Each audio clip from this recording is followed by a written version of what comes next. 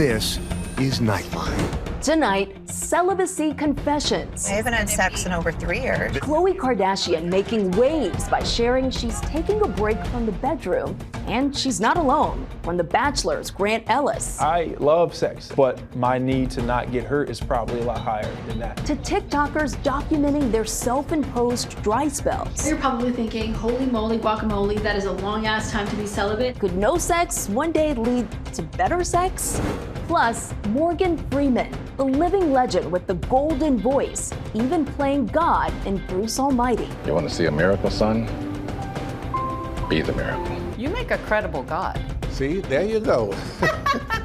Now, back as the wise magician and debunker Thaddeus Bradley and the box office topper Now You See Me, Now You Don't. How about if I make myself disappear? With 5 decades in Hollywood under his belt, what he says is his favorite role of all time. And Mexico! The newly crowned Miss Universe, overcoming drama and a beauty queen walkout caught on viral video. Sit down. To take the tiara. From ABC News headquarters in New York, this is Nightline. Good evening and thank you for joining us. I'm Morgan Norwood.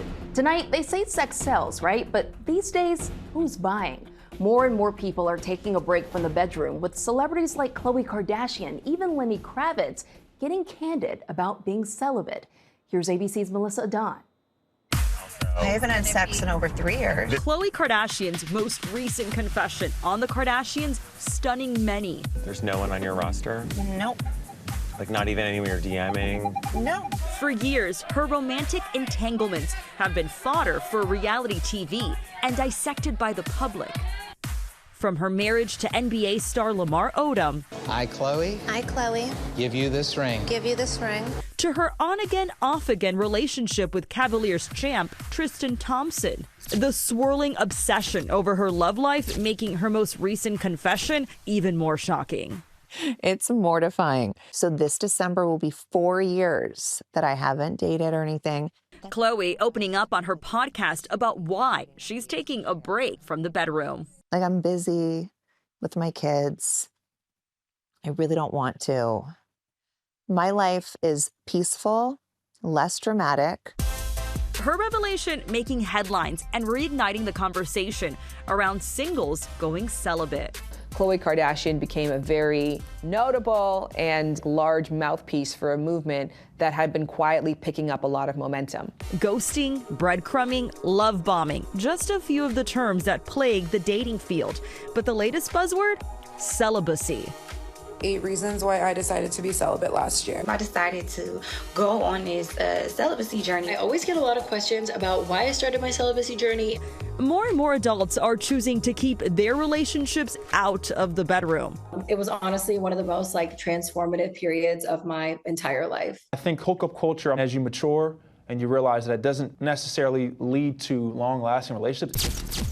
Some celebrities say they've joined the fray, from Julia Fox dropping this hot take on Watch What Happens Live. I just think nothing good comes from having sex, including children. No, I'm just kidding. To Tiffany Haddish telling Jay Shetty about the state of her sex life on his podcast, On Purpose. I just don't want to lay down with nobody, just anybody. You know, I just feel like, dang, I am the prize, and these dudes gotta qualify. Justin Bieber, 50 Cent, Orlando Bloom, Lenny Kravitz, all speaking out about stints of celibacy. The truth of the matter is, from the data, we know that millennials had less sex than their grandparents, and now Gen Z are having less sex than millennials. So the trend is continuing to decline in terms of the amount of sex that people are having and the ways in which young people are initiating sex. Like, I'll be the first to admit, sex is great. I love sex, and just because you abstain from it doesn't mean that your libido or your metabolism for sex is not as high, but my need to not get hurt is probably a lot higher than that. Just a few months ago, Grant Ellis was The Bachelor's leading man. Juliana, will you accept this rose? Absolutely.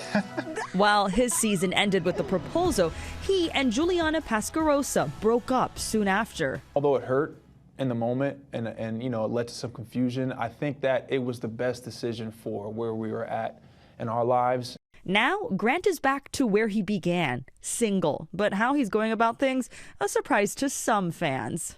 I'm choosing to talk about my journey, and basically why I'm choosing to wait, why I'm celibate. And it's something that you said you were doing even before The Bachelor. Right. How come? Yeah, I think number one, part of that is my faith, right? I definitely hold that near to me, but I do know the wisest thing for me in this moment is to not give my energy out everywhere and to just wait till I know somebody's gonna be the person that I want to settle down with and be with. Sex is a hot topic in Bachelor Nation. From awkward date night confessions. I am a virgin. Really? Yeah. To heated moments about those dramatic overnight dates. I have had sex. Say what? Yeah. And Jesus still loves me.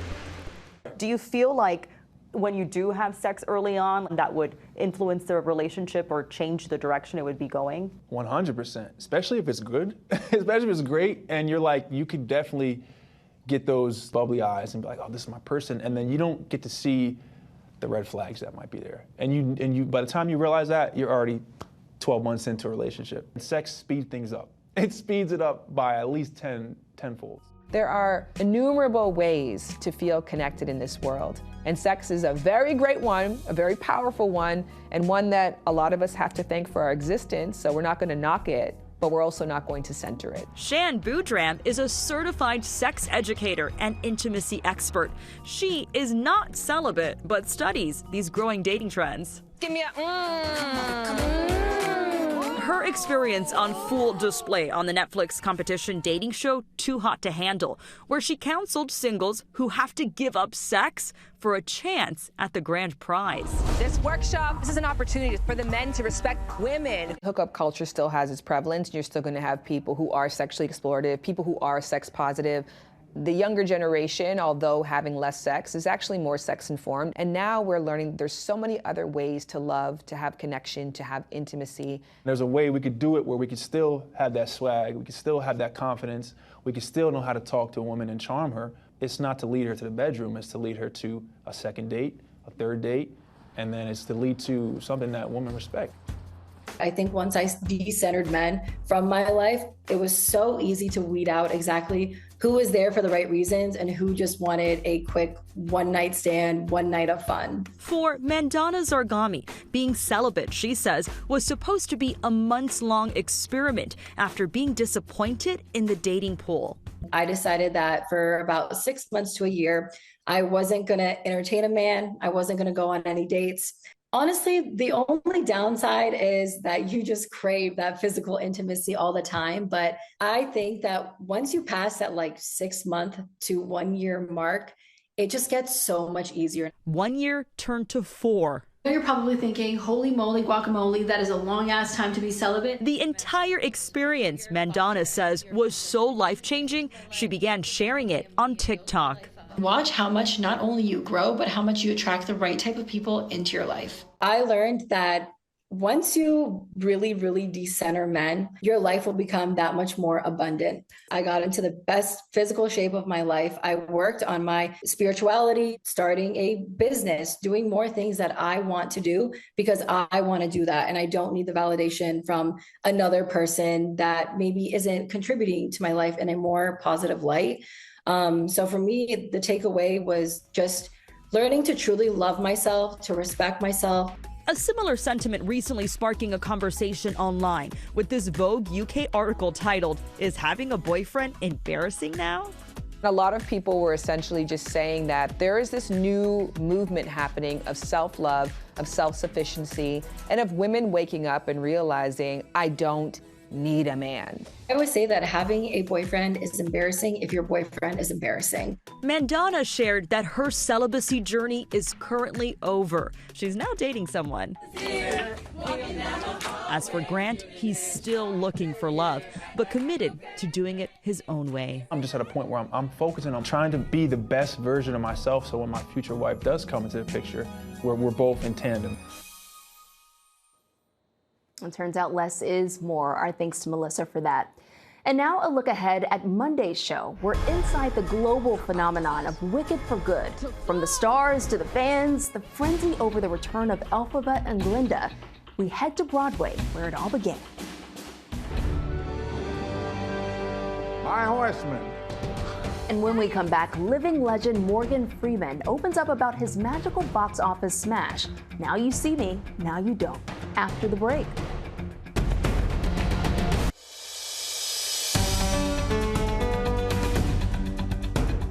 And welcome back. Legendary actor Morgan Freeman returns to the top of the box office, back in the magic business, and Now You See Me, Now You Don't. The man with the voice you'd know anywhere sat down with Nightline co-anchor Juju Chang. Who is Morgan Freeman? How would you respond to it? I would say you are the voice of moral clarity. See, I can't say like that. Yes, you can. No. You're just too humble for it. I think I'm just humbled enough. A humble, living legend. No, no! With roles that can take him to absurd heights. This is living! I hate your rotten guts! And a career spanning 5 decades. Morgan Freeman channeled history's greats like Nelson Mandela and the embodiment of hope in The Shawshank Redemption. And of course, God himself in Bruce Almighty. Okay, how many fingers am I holding up? Now, Bruce, thou shalt not tempt the Lord. Hey, if you thy can't God. do it, man, that's cool. 3, 2, 4, 9, 6, 8, 1. You make a credible God. See, there you go. Well, see, there's something wrong with that. You know, that means we're all sort of hungry for God.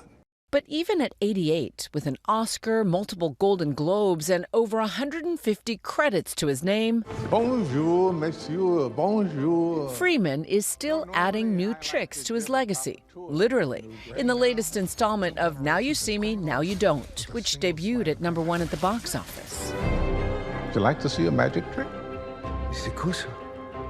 How about if I make myself disappear? Do you believe in magic? Oh, yes. Of course I believe in magic. Yeah, it's like, wait a minute, how did you do that? First released in 2013, the Now You See Me franchise follows a group of magicians pulling off elaborate heists. Freeman, with his usual gravitas, plays Thaddeus Bradley, a powerful magic mastermind. My horseman. Thaddeus! After almost a decade, Freeman reuniting for part 3 with co-stars Jesse Eisenberg, Woody Harrelson, Isla Fisher, and Dave Franco. How fun was it to reunite with them? It was fabulous. This is a magic trick, Mr. Tesla, played out on a global scale. You, sir, are the abracadabra, the distraction, while they set up the real trick. From the sleight of hand to the sound of hope, Freeman's signature stentorian voice remains his greatest trick, nowhere more indelible than as read in the prison classic Shawshank Redemption. I'm Andy Dufresne. Wife-killing banker. Why'd you do it? I didn't, since you asked. You can fit right in. The story of 2 broken men finding friendship in the darkest of places. It didn't start out as a big, hit, and yet it's one of the most beloved movies of all time. You know why? Why? Sooner or later, people could say Shawshank. It took them that long to figure out Took how to them say that long to figure out how you're going to say that. If you don't have word of mouth about something, forget it. But his favorite role, he says, was the chauffeur, Hoke Colburn, in the 1989 Oscar winner Driving Miss Daisy. Freeman first played Hoke on stage. I did Driving Miss Daisy for 11 months on stage in New York. You're speeding, I can see it. Oh, no, Miss Daisy, no. We're only doing about 19 miles an hour. I like to go under the speed limit. Yes, but the speed limit's 35, yeah. And what stays with you about that movie? Channeling my dad could very well have been Hoke Colburn. You're channeling your father. Yeah. What was that like? Easy. Just makes things easy. Don't have to strain, stay awake nights wondering how you're going to play a certain scene. You know, you just do it and it comes out right. His layered portrayal led to one of his 5 Oscar nominations and his first Golden Globe win. My mother used to say to me all the time, "Boy, I'm going to take you to Hollywood." Well, Ma, look what they did. As his star rose, so did the scale of his characters. A lead detective in Seven, the commander-in-chief in Deep Impact, and a visionary moral leader, Nelson Mandela, in Invictus. We need inspiration, Francois. Because in order to build our nation, we must all exceed our own expectations. I got to meet him and told him that if this comes to pass, I want to be with you. Because one of the things I know in playing a live character is channeling. And the best way to channel is to hold hands, to touch. You know, I share your energy. That's for real. It's not just a little. That's not a parlor trick. Right. Freeman has also shared his magnetic energy on stage, singing with blues legend Al Green in Mississippi at his very own Ground Zero Club. What does Mississippi mean to you? What does that club mean to you? Mississippi and the club are pretty much one and the same. I had a terrific time growing up. I got a terrific education. And when I graduated from high school, I was on my own. Sky's the limit. The hometown hero has come a long way.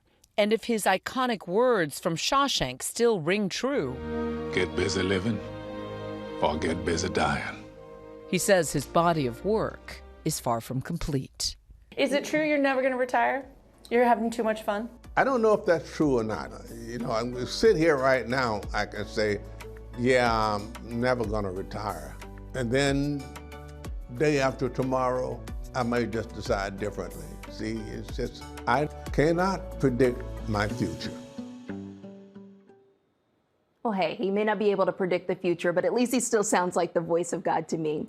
All right, thanks to Juju Chang for that. Now You See Me, Now You Don't is in theaters right now. And when we come back, after a drama-filled run-up to the pageant, Miss Universe crowns its queen, why her victory is particularly sweet.